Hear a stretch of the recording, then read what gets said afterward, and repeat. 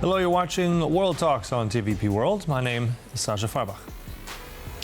Overnight, hostilities in the Middle East intensified with powerful explosions reported in the Iranian city of Isfahan following what appears to be U.S. strike on a major ammunition depot.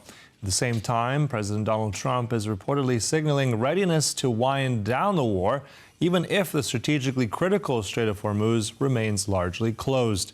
Now, in the meantime, reports in Polish media also suggest Washington is now looking to Poland for additional military support, potentially involving Patriot air defense systems and missile supplies. Joining us now to discuss it all is Scott Lucas, Professor of American Studies at the University College Dublin. Good to have you back with us. Thank you, Sascha. Great to be here. I want to begin with this is now making the rounds, this Polish media report of exactly that, of Americans thinking about and wanting Poland to participate. Now, Poland has ruled that out before, but very specifically about using American Patriot batteries, or rather Polish ones, in the Middle East, maybe moving one of those batteries to the Persian Gulf somewhere. First of all, give us your take of that. And if in any case, is this potentially, if the Poles agree, would this be a threat to their own national security? I don't think it's a threat to Poland in the sense that it's just supply of weaponry as opposed to Polish troops that are deploying into the Middle East. But I still think it's a serious matter in that it shows that the Americans are in a pretty tough bind over their air defense capability for their positions and for Gulf states as Iran's retaliation continues into the fifth week of this war. The fact of the matter here is that the U.S. produces about 750 Patriots per year, missiles per year. They have burned through far more than that in the first month of this conflict. That is why you have got a huge problem, even with Iran being crippled, because each of these Patriots cost around about $4 million. The Iranians can fly in a drone, which cost a few thousand to carry out an attack, including on energy facilities on the Gulf or on American troops. This is why we not only see the Americans making this appeal to Poland, and I think they'll make an appeal to others as well. It's why we see Ukraine with Vladimir Zelensky going to the Gulf, telling the Gulf states, look, the Patriots, you can't rely on them. You're going to have to rely on anti-drone weapons and anti-drone experts, which Kiev is providing. So in a strange way, it means that even as the U.S. carries out this war against Iran, they are facing limitations and others are going to have to move into the gap. Mm-hmm. And also, I think I want to point out this latest, and we don't know what's next in terms of military strategy in the Gulf at the moment. We know that there are certain military assets, especially Marine Expeditionary Force that's arrived, Airborne Division on its way. Without asking you directly, what do you think will happen next? I want to see how you believe this is going to clash with Iran's latest saying very much that they're not ready to wind down, that they're also going to be imposing this toll in the Strait of Hormuz. Who's going to blink first here? What do you think is going to happen? Well, the easy part is on the Iranian regime's defiance. Even as we have more Israeli and U.S. airstrikes that you're reporting on this morning, the regime has survived despite the loss of the supreme leader, despite the loss of dozens of commanders and officials. And they're rejecting the American ultimatum, 15-point ultimatum over the nuclear program, the ballistic missile program, the Strait of Hormuz, Iran's alliances in the Middle East.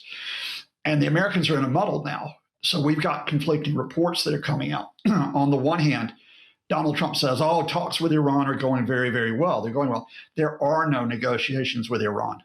There have been passing of messages through third parties, but nothing beyond that. Then in the same post on social media, Trump says, and we're going to obliterate Iran. We're going to obliterate their electricity facilities. We're going to obliterate their oil plants. We're going to obliterate Karg Island, this oil hub. And we're even going to attack desalination plants, which is illegal under international law, by the way. And then you have American officials who are worried about the stock market and oil prices, sort of trying to pursue a path which says, look, Donald Trump really wants to get out of this war. And those officials even saying, we're okay with Iran controlling the Strait of Hormuz after this war ends. Mm. And I think also there's so much information in terms of what's happened next. As you said, this air campaign continues relentlessly. We're not sure about what the next phase is, if there will be a next phase. But one bit of, I think, disturbing information that also has come to light. This is reported by Human Rights Watch, I think in the last sort of 24, 48 hours, saying that they have information that within the Iranian media, that the Iranian Revolutionary Guard Corps is now conducting a campaign to actually recruit children as young as 12 for homeland defense. So if there's any truth to that at all, I mean, what does this say about how this regime is currently operating? You know, I'll need to check the sources on that, Sascha. I have a great deal of respect for Human Rights Watch, but I also know it's been a pattern of disinformation campaigns for decades to talk about the Iranians using children to fight. This goes back to the 1980s during the Iran-Iraq War. At this point, in terms of what I actually know, and from networks inside Iran, is that yes, Iran's forces are under strain. They've taken a lot of damage, but they're not at the point where they're having to rely on children to prevent a collapse. I think the realistic assessment at this point here is that you have two different paths that are taking place. You have a path which is taking place, including the efforts by several countries to find an off-ramp to get to a ceasefire. Pakistan just held a major meeting with Saudi Arabia, Turkey, and with Egypt. On the other hand, you have the Trump administration now at the key point, which is you're not going to collapse this regime, it looks like, with air power alone. You are going to have to send in ground troops, probably against Iranian islands. Karg Island, the key oil hub, and possibly Iranian islands near the Strait of Hormuz. Do the Trump people take that option?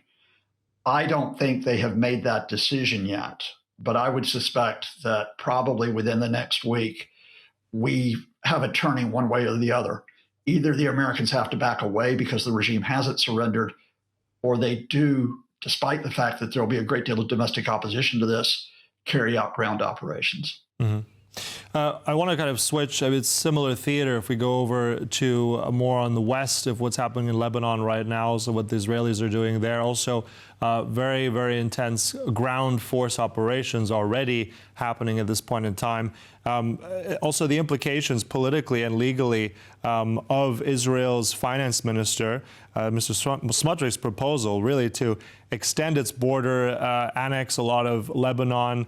What's your take on if they do go ahead with that? Oh, I mean, the finance minister, Mr. Smotrich, said the quiet part out loud, and that is that even if Israel does not accomplish its goal of regime change in Iran, because in effect the Trump administration backs away and agrees to pull back the military option, Israel has, in this uncontained war, another front. And the Netanyahu government is using this front and the fight against Hezbollah to extend its zone of occupation in Lebanon. A reminder that, despite a ceasefire in Gaza, we have an indefinite Israeli occupation of 53% of Gaza and control effectively over the rest of the Strip. Same thing is going to play out in Lebanon. That this morning, as I speak to you, the Israelis had already told Lebanese who were south of the Litani River, you have to leave your homes, you have to move north. They've now extended that zone up until about 25 to 30 miles inside Lebanon. That's about 14% of Lebanon, where Israel effectively is saying, we're going to occupy this. More than 1 million Lebanese displaced. And I think that's going to continue for the long term. What we are seeing is an expansion of a greater Israel. Whether you try to justify that by saying it's necessary facing Hamas and Hezbollah, or whether you see this as a goal of the Netanyahu government all along. Mm-hmm. And also something to note as well is that new death penalty looks like very selectively only for Palestinians who kill Israelis. That's also just been passed in the Israeli parliament. Really quickly also, just really short one, the Houthis. This was already a problem in the past. This could now also affect shipping in the Red Sea, the Suez Canal. How much of a danger is this also to this escalating? We wait and watch. There was a ripple over the weekend because the Houthis fired, and we only have confirmation, but 2 missiles that were fired at Israel. The Houthis have been relatively quiet so far, whether they have decided they'll come in at a later point behind Iran, or they don't want to face retaliation if they intervene. But yes, remember that the Houthis during Israel's war in Gaza were able to cut shipping through the Bab el-Mandeb Strait by up to 80%. If the Houthis try to do this again with attacks on shipping moving from the Red Sea into the Gulf of Aden, then you have got both the Strait of Hormuz to the north of the Arabian Peninsula and the Bab el-Mandeb Strait to the south almost closed to shipping, and that'll be further pressure on, for example, oil and gas prices. All right, so thanks for that. As always, a pleasure speaking to you for that analysis. Professor Scott Lucas there from University College Dublin. Thank you.